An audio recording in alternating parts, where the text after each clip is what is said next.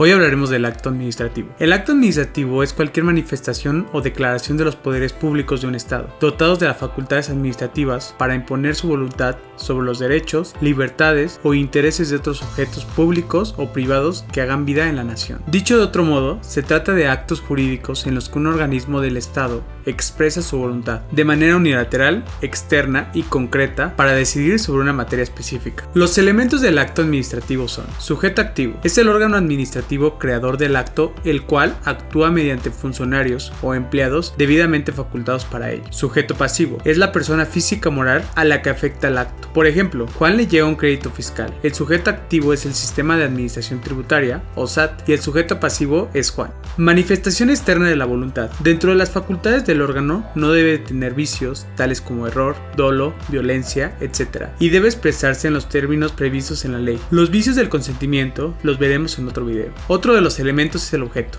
que se divide en directo o inmediato, e indirecto o mediato. El objeto directo o inmediato es la creación, transmisión o modificación de derechos y obligaciones dentro de las actividades del órgano administrativo y en la materia en la que tiene competencia. Objeto indirecto o mediato es la realización del acto del órgano del Estado que cumple sus cometidos ejerciendo la potestad pública que tiene encomendada. Asimismo, el objeto debe ser físicamente y jurídicamente posible, lícito y realizado dentro de las facultades que le otorga la competencia del órgano administrativo que lo emite. La forma es la manifestación material objetiva en que se plasmó el acto administrativo. Para su efecto puede ser apreciada por los sujetos pasivos o percibida a través de los sentidos. El acto administrativo debe constar por escrito. Como ejemplo señalaremos los acuerdos, decretos, oficios, circulares, memorándums, permisos, etc. Los requisitos de todo acto administrativo están contemplados en la Constitución Política de los Estados Unidos Mexicanos, que establece los requisitos que debe reunir todo acto administrativo en su artículo 14 y 16, mismos que disponen lo siguiente. Artículo 14. A ninguna ley se le dará efecto retroactivo en perjuicio de persona alguna. Artículo 16. Nadie puede ser molestado en su persona, familia, domicilio, papeles o posesiones, sino en virtud de mandamiento escrito de la autoridad competente, que funde y motive la causa legal del procedimiento. Del análisis de los preceptos legales invocados se deducen como requisitos constitucionales del acto administrativo la competencia,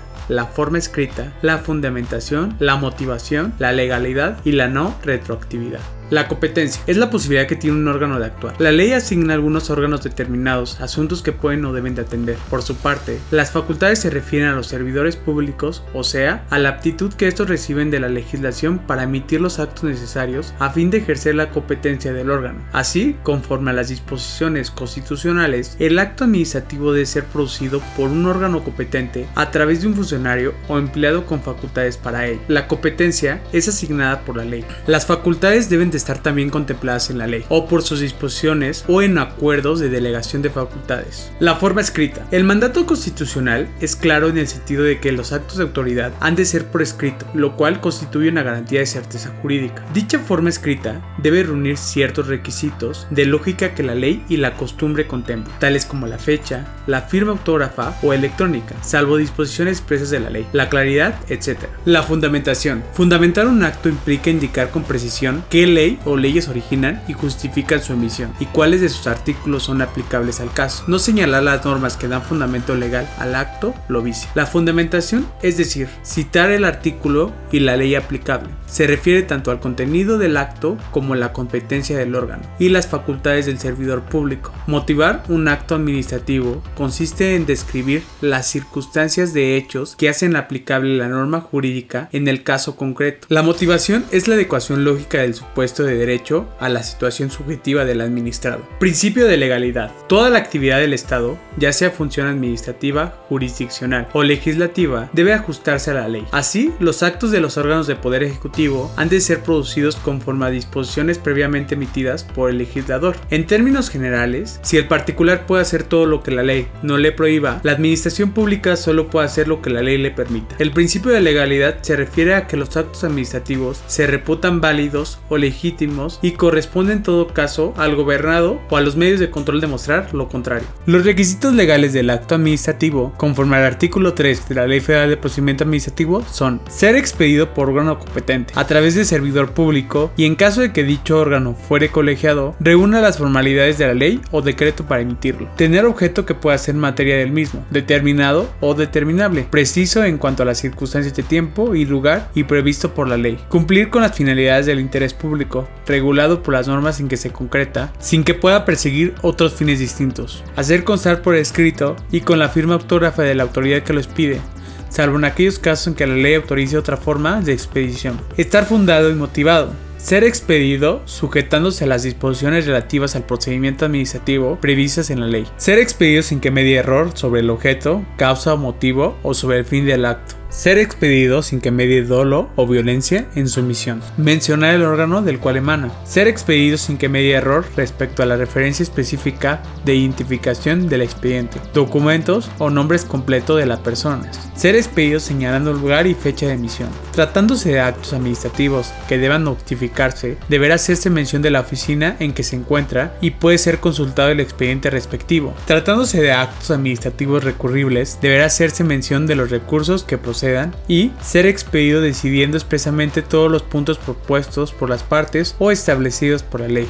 La nulidad y anulabilidad del acto administrativo está prevista en el artículo 5 y 6 de la Ley Federal de Procedimiento Administrativo. La omisión o irregularidad de los elementos y requisitos exigidos por este artículo o las leyes administrativas de la materia que se trate producirán, según sea el caso, nulidad o anulabilidad del acto administrativo. Cuando hablamos de la nulidad del acto administrativo, son las omisiones o irregularidades de cualquiera de los elementos o requisitos establecidos de la fracción 1 a 10 del artículo 3 de la Ley Federal de Procedimiento Administrativo producirá la nulidad del acto administrativo, la cual será declarada por el superior jerárquico de la autoridad que lo haya emitido, salvo que el acto impugnado provenga del titular de una dependencia, en cuyo caso la nulidad será declarada por él mismo. El acto administrativo que se declare jurídicamente nulo será inválido, no se presumirá legítimo ni ejecutable, y sin perjuicio de que pueda expedirse un nuevo acto. Los particulares no tendrán obligación de cumplirlo, y los servidores públicos deberán hacer constar su oposición a ejecutar el acto fundando y motivando tal negativa. La declaración de nulidad producirá efectos retroactivos.